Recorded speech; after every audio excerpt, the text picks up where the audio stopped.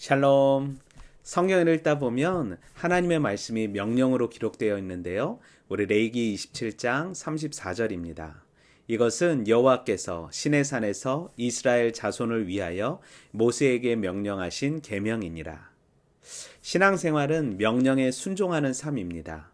그래서 신앙생활을 깊이 하면 할수록 자유가 억압되는 것처럼 보이고 올무와 착고에 매이는 것처럼 보일 때가 있습니다.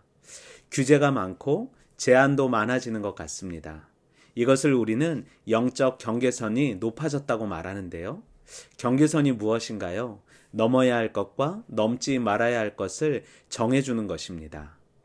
세상이 급변하게 변하고 있습니다. 그러다 보니 기준은 모호해지고 답이라고 생각했던 것들이 사라져 버리게 되고 변하게 되는 것 같습니다. 과거 18세기의 사고 체계를 살펴보면 칸트의 반정립 사고가 자리 잡고 있었습니다. 이 말은 나도 모르게 기존 법칙에 대해 반응하게 되는 것으로 절대법에 대한 의심이 없는 절대적 반응을 말하는 것입니다. 즉, 기독교는 진리다. 그래서 다른 종교는 거짓이다. Yes or no. 답이 나와 있습니다. 그런데 헤겔의 등장으로 인해 이런 생각은 조금씩 바뀌게 됩니다. 헤겔은 정반합이라는 개념을 갈등과 대립을 통해 변화가 일어난다고 생각하고 있었습니다. 정, 기독교는 구원에 이르게 하는 길을 제시한다. 반, 불교는 구원에 이르는 길을 제시한다. 합, 그래서 기독교와 불교는 구원의 길을 제시한다. 그래서 헤겔은 절망의 선이 무너졌다고 말합니다. 즉, 절대적이라고 생각했던 전통적인 사고방식이 무너지게 되었다는 것입니다.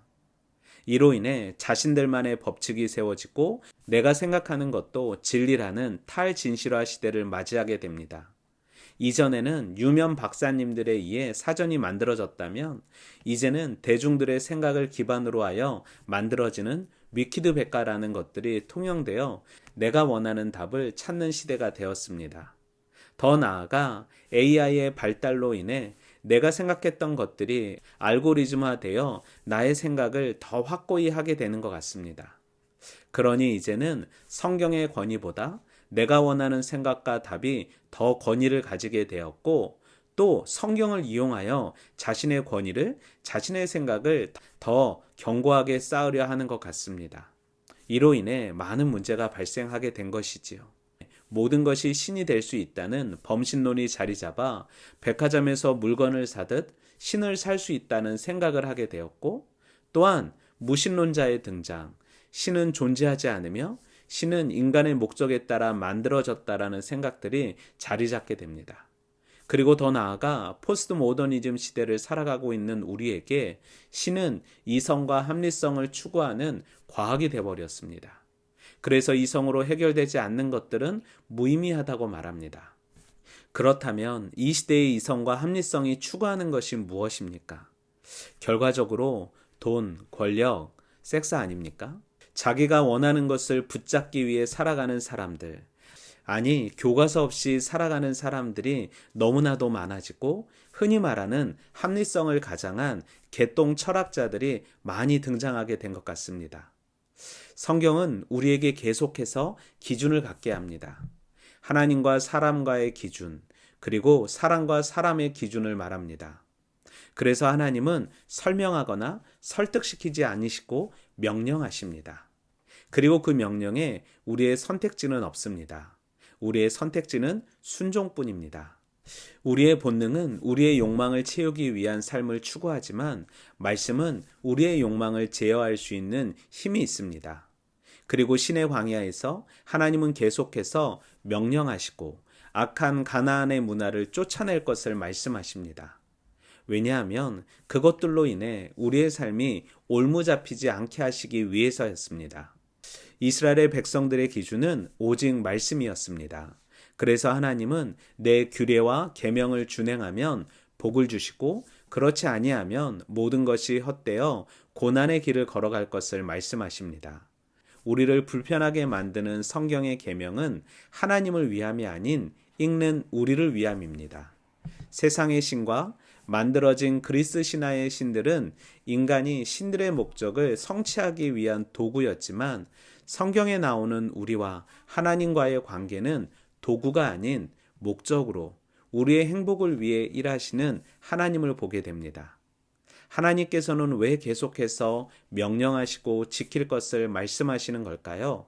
바로 우리를 위해서입니다. 나의 평안과 풍성함과 행복을 위해서입니다.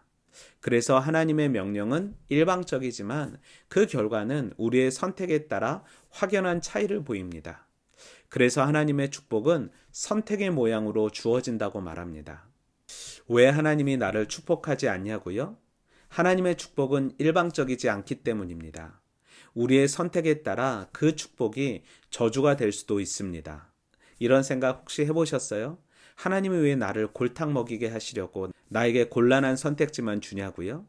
하나님은 우리를 가장 좋은 길로 인도하시기 위해 시험하시는 분이지 우리를 넘어뜨리기 위해 시험하시는 분이 아닙니다. 그러니 우리의 교과서인 성경을 잘 읽고 그 안에서 답을 찾아 우리의 인생에 적용하는 것이 성숙한 성도의 삶이고 하나님의 명령을 준행하는 삶인 것입니다.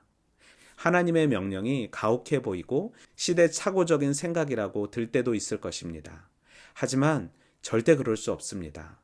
왜냐하면 하나님의 말씀은 활자가 아닌 오늘도 살아 역사하시는 말씀이기 때문입니다. 또한 진리는 상황에 따라 변하지 않습니다. 그러니 내 상황과 내 뜻에 맞지 않더라도 하나님의 말씀이 나를 위한 것임을 인정하는 삶이 중요한 것입니다. 성도는 하나님의 백성이지 하나님의 국민이 아닙니다. 여기서 백성은 국민의 권력이 왕에 있다는 것이고 국민은 국가의 권력이 국민에게 있음을 의미합니다. 신앙생활은 나의 나라와 나의 꿈을 펼치는 국민의 삶이 아닌 백성의 삶으로 하나님 나라와 의를 구하는 삶입니다. 그러니 국민의 삶이 아닌 백성의 삶을 살아야 비로소 우리는 행복한 삶을 살아갈 수 있습니다. 내 삶의 모든 주권은 나에게 있지 않고 오직 하나님께 있습니다.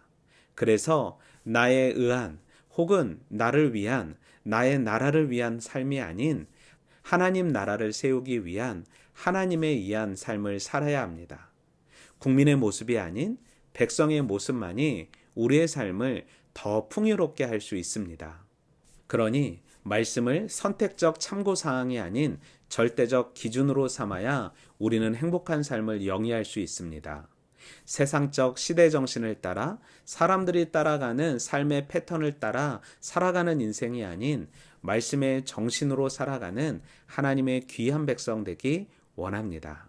한 주도 말씀으로 승리하세요.